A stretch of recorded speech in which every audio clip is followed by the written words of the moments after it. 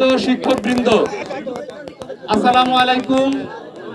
আপনাদের সাথে আসলে নতুন করে দাবির পক্ষে কথা বলার সকল যুক্তি আমরা অলরেডি ইতিমধ্যে আমরা বলে ফেলেছি।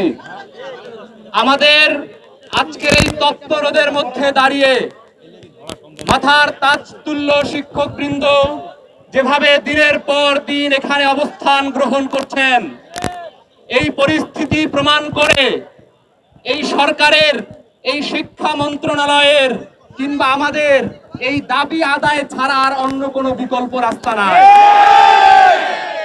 আমরা শুনতে পাচ্ছি সচিবালয় রিটের দালানের ভিতরে শিক্ষকদের বিরুদ্ধে ষড়যন্ত্র হচ্ছে।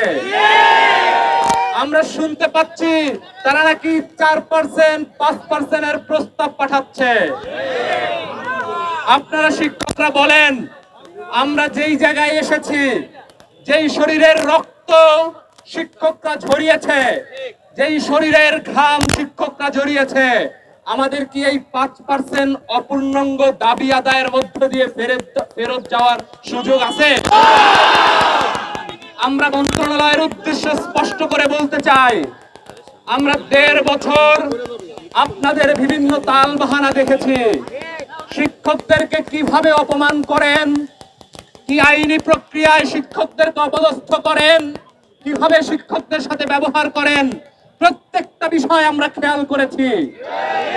গণঅভ্যুত্থানের মধ্য দিয়ে আপনারা এসেছেন বলে আমরা আপনাদের মুখোমুখি দাঁড়াইনি, আমরা আপনাদেরকে চ্যালেঞ্জ করিনি, আমরা আপনাদেরকে ছাড় দিয়েছি, কিন্তু আমরা আপনাদেরকে ছেড়ে দেইনি। আমরা দেখেছি শিক্ষকদের অবমূল্যায়ন করার একটা প্রতিষ্ঠান খুলে বসেছেন শিক্ষা মন্ত্রণালয়ে। এই শিক্ষকরা শান্তিপূর্ণভাবে আন্দোলন করেছে।